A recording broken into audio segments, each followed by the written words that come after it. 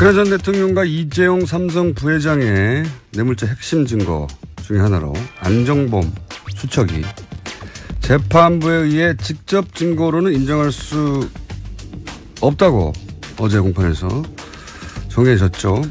자, 이 사안을 어떻게 이해해야 하는지 이정열 전 부장판사 연결해서 이야기 나눠보겠습니다. 안녕하세요, 판사님. 네, 안녕하세요.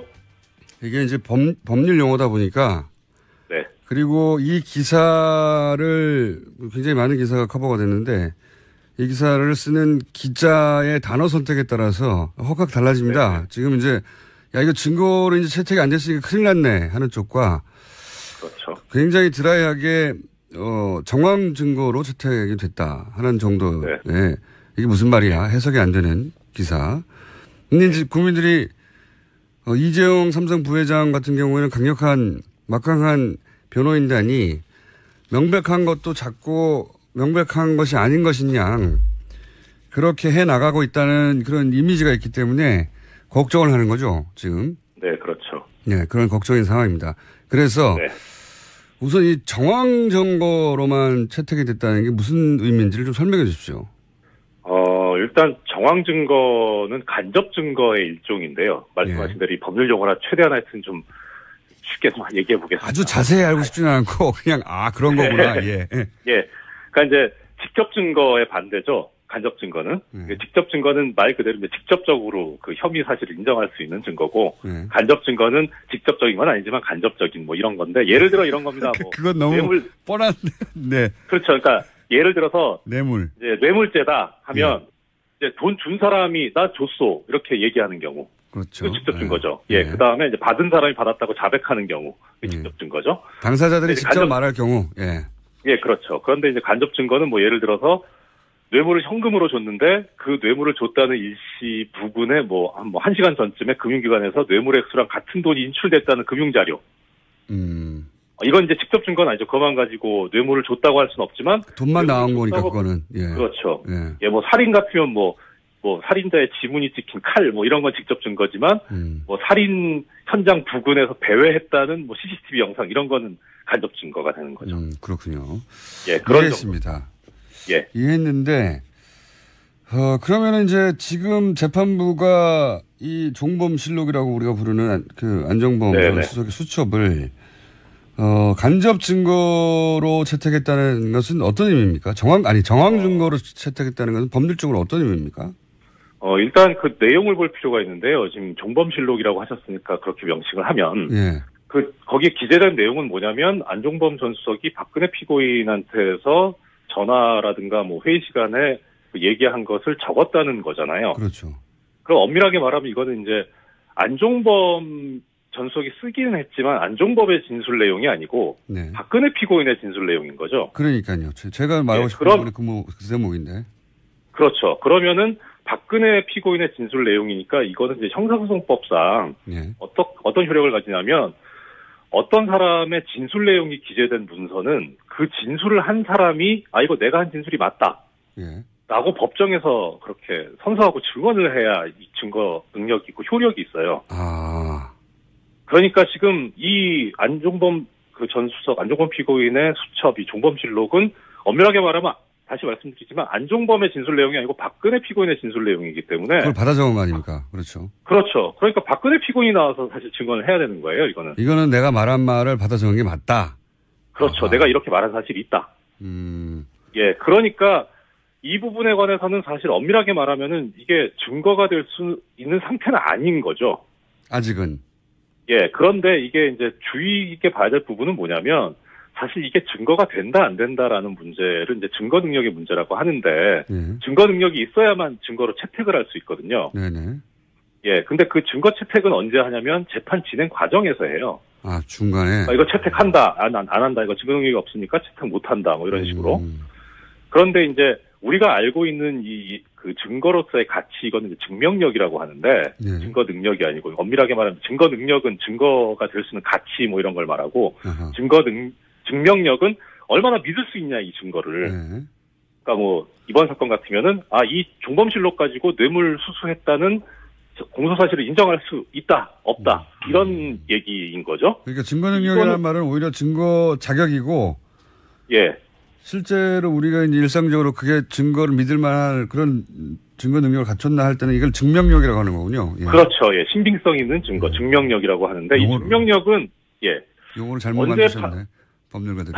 예. 이게 어쨌든 일본 거에서 온 거라. 하여튼 네. 예. 그래서 이 증명력은 어떻게 판단을 하냐면 가치를 부여하냐면 이 재판 진행 중에 하는 게 아니고요. 예. 변론 종결하고 심리 종결하고 나서 이제 모든 것을 증거를 종합해가지고 판단해서 판결문에 나오는 겁니다. 그러면 제가 이해한 대로 좀 정리해 볼게요. 지금은 네. 박근혜 전 대통령이 내가 한 말이라고 하지 않았기 때문에 아직은 네. 증거 능력, 증거로서의 자격을 갖추지 못한 상태고. 그렇죠. 이것이 믿을만하냐 믿을만하지 않냐는 재판을 해보고 결정한다. 그렇죠. 그런 상태다. 예. 그러면 정황 증거로만 인정한다는 거는 그 중간에서 어떤 의미입니까? 나중에 증거력이 있는지 없는지 일단 두고 보겠다 이런 건가요? 그렇죠. 그거는 유보합니다. 어느 재판이나 그렇고요. 만약에 이게 법정에서 이거 증명력이 있네요라고 하는 순간 그 재판은 더 할 필요가 없어지는 재판이 되잖아요. 그렇죠. 그러니까 그 얘기는 절대로 안 합니다, 판사들이. 그거는 뭐 심증을 다 드러내는 거기 때문에. 정황 증거가 됐다는 것은 나쁘게 해석할 필요가 없는 상태인 거네요? 정확한 지적이십니다. 그러면은 이렇게 봐도 되겠네요. 그러니까 이제 일반의 인식이 삼성 이재용 부회장의 불리한 기사는 잘 안 나고 유리한 기사는 크게 보도된다. 이게 이제 저는 경험칙으로, 제 개인적인 경험칙으로 어느 정도 사실에 부합한다고 생각하는데. 네. 재벌들이 뭐 다들 이런 언론 매니지먼트를 하는데 이 분야에 삼성이 제일 강하죠. 근데 지금 말씀만으로는 이것이 박근혜 전 대통령 쪽에 불리하다, 유리하다, 혹은 이재용 부회장에게 유리하다, 불리하다고 판단할 내용이 아닌데 마치 이재용 부회장에게 매우 유리한 것처럼 해석된 문구로 차 있는 기사들이 나는 것은 오보죠. 오보인지 의도인지. 예. 왜냐면은 이런 게 있거든요. 네. 지금은 이제 이재용 부회장 측에 유리한 것처럼 그것이 주류 해석인 것처럼 기사들 제목이 달리기도 하는데 이런 네. 게 이제 하나의 여론도 만들어내거든요. 이재용 부회장이 설사 아주 나중에 낮은 처벌을 받더라도 사람들에게 그럴만 했네라고 하는 이런 수긍을 미리 만들어내는 그런. 네, 그렇죠. 그런 정교한 PR 작업 같은 게 있는 건데 그런 대목의 의심을 좀 해봐야 되는. 그럼 판사님이 말씀하실 내용은 아닌데, 예. 판사님 말씀으로는 이게 특검에게 불리한 기사가 아니라는 거죠, 한마디로. 불리하지도 않고 유리하지도 않은 거죠. 원래부터 이 종범실록 자체는 박근혜 피고인에 대한 재판에서는 의미가 있을 수 있어요. 이게 증거 능력이 부여됐다 안 됐다가. 근데 예. 이재용 피고인에 대한 재판에서는 이게 이재용 피고인의 진술 내용을 기재한 문서가 아니거든요. 그렇죠. 그러니까 이거는 어차피 원칙적으로 그 증거 능력이 인정될 수 있는 범위가 이런 수첩이 존재한다라는 증거물로서의 가치하고 그다음에 이게 작성된 경위가 박근혜 피고인이 얘기한 것을 안종범 피고인이 기재했다더라. 이 정도가 끝이에요, 사실은.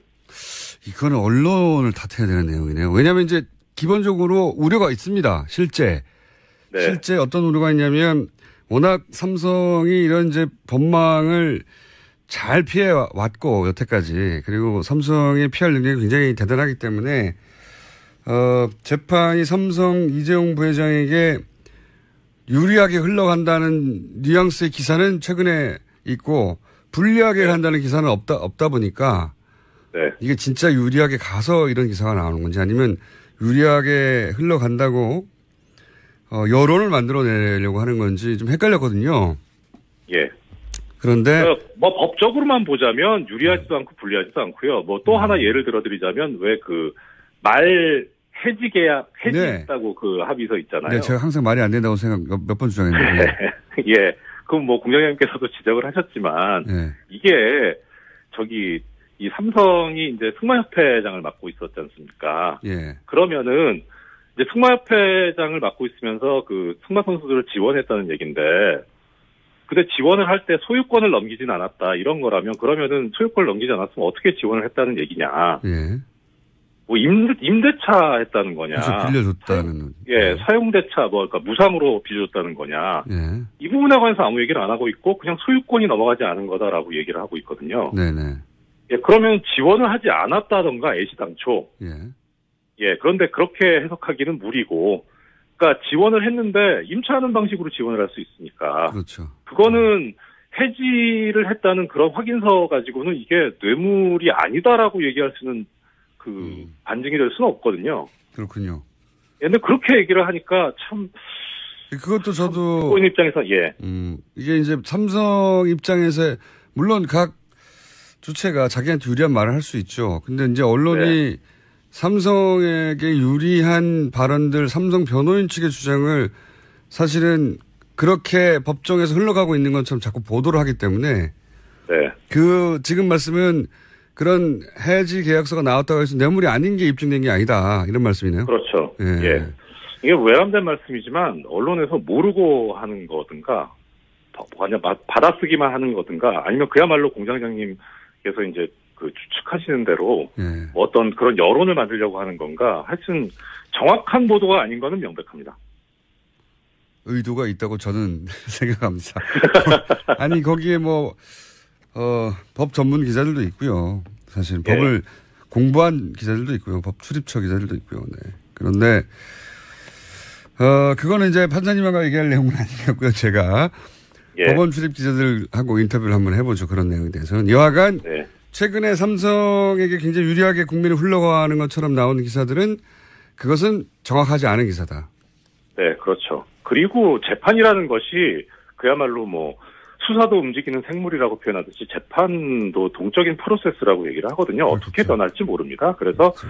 결심해서도 이게 바뀔 수도 있는데 심의를 종결하고도 심의가 미진해서 재개를 한다던가 할 수 있는데 지금 아직 재판 진행 중인데 이게 유리하다 불리하다 얘기하는 것 자체가 사실 재판을 모르고 하는 얘기일 수도 있습니다.